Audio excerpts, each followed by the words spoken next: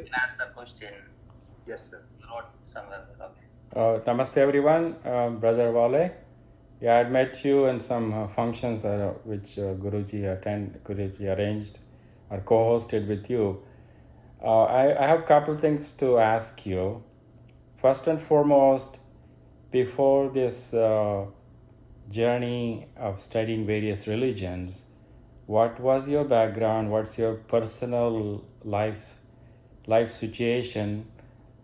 That's one thing. Number two, I think the solution to all we are talking about is within us.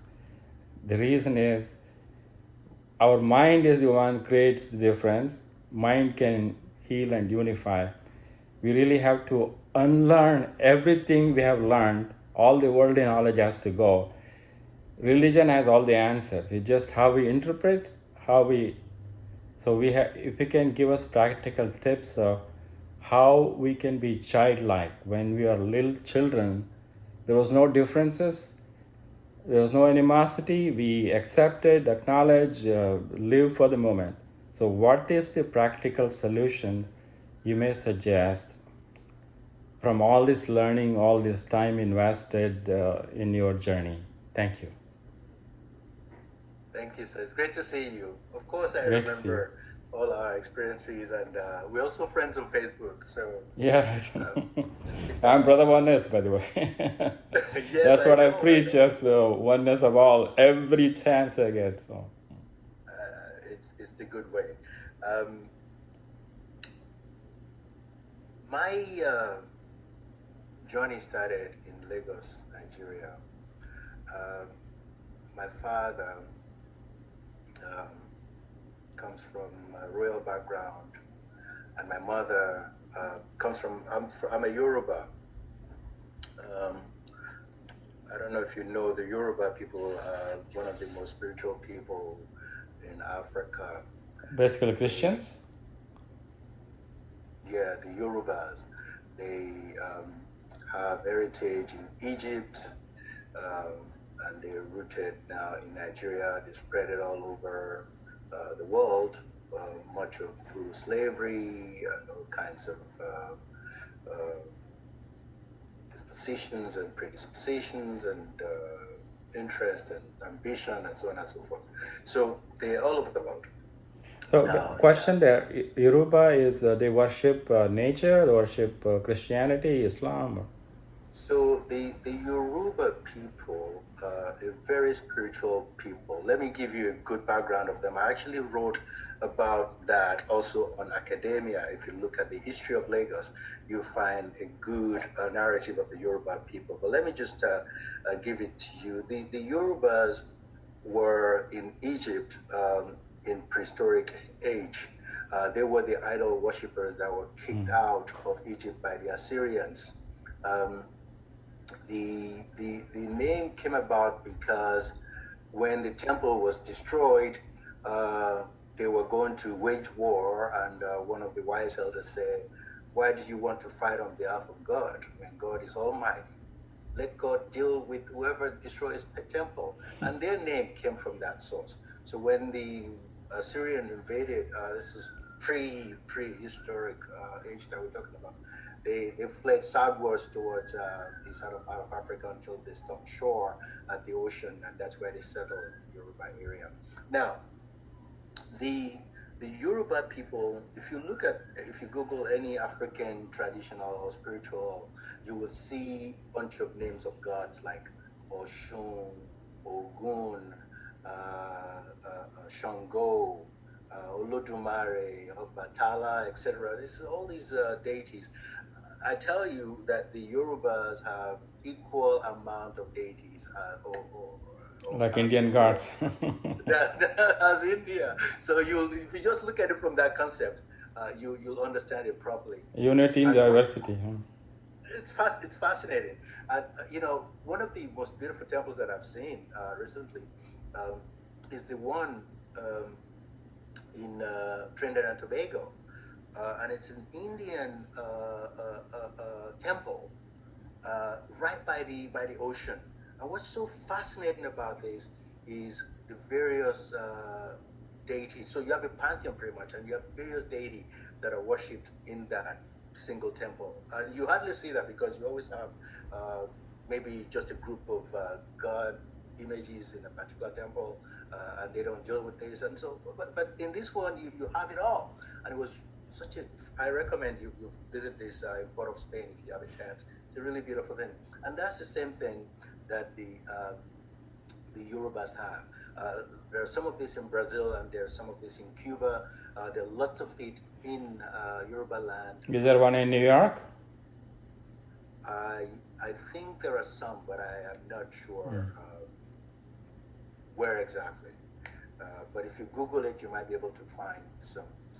They're also very welcoming, just like any other temple. I mean, I walk into these temples, and I was completely welcomed in all the temples, and really engaged and embraced. Now, so I just said that as my traditional background. And I wish that I was able to participate in this from the get-go. What is interesting was I really never had a chance to participate in this culture as a child because my parents were sort of like middle-class people, and they were aspiring to, colonial mentality, if you will. They want to speak English all the time. I wasn't even allowed to speak Yoruba at home. And by my second birthday, I was already in school. You got to understand this. I think at some function, my parents met who was related to us, the proprietress of this wonderful, wonderful school for children, which was founded in 1947. You have to imagine, 1947 in Africa is deep colonial period. And this was an African school founded by a woman. I think that should give you the picture of what we're talking about here. And it was just a beautiful school on top of the mountain. Now, when this lady met us at the function, she told my parents, after speaking to me, that the child is right for school, and convinced my parents to actually leave me in the school. I was At 2 years old. At 2 years Not old. even quite. I celebrated my second year birthday, and on that birthday was the day that I became a boarding school student. Oh my goodness. Now you got to understand this.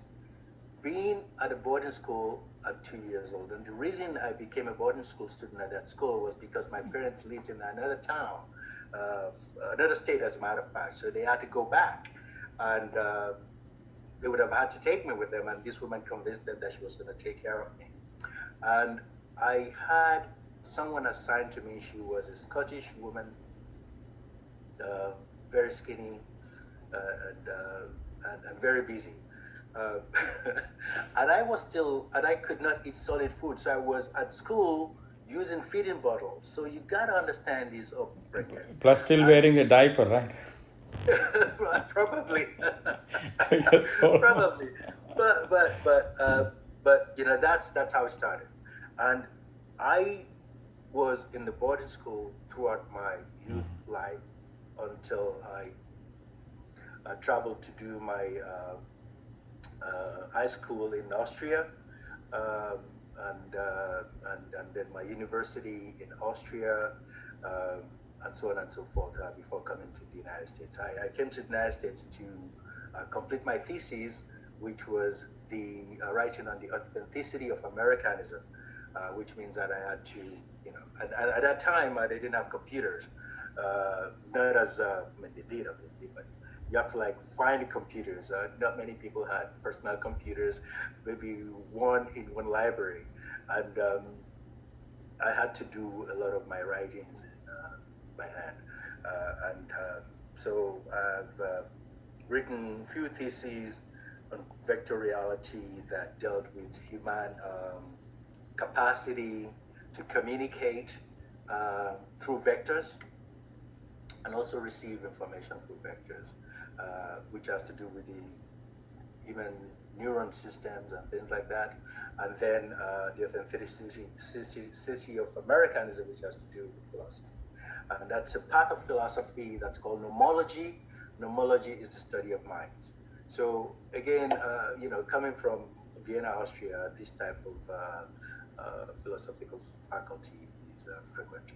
So you may remember Freud and all those people who did so many things in the branch of philosophy to move humanity forward. Anyway, so that's pretty much the short form of my background.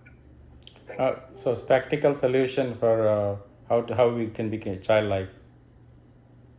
Yes, sir. I think obviously you're talking about a whole lifetime for the extent of humanity. We're talking about childhood programming, youth programming, and adulthood consistencies.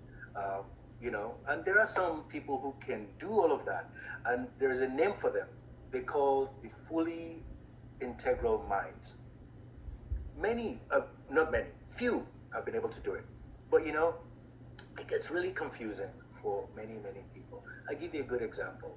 Take for instance Michael Jackson. Michael Jackson was as pure a child as could be. He was devoted to the world. He knew no boundaries. Everybody was beautiful to him. He was the embodiment of oneness at some point. And he wanted to reflect that, and he started to, he wanted to reflect what he felt inside. And he started on his body, and obviously we saw the result of that. He became quite friends with Deepak Chopra. He was very close to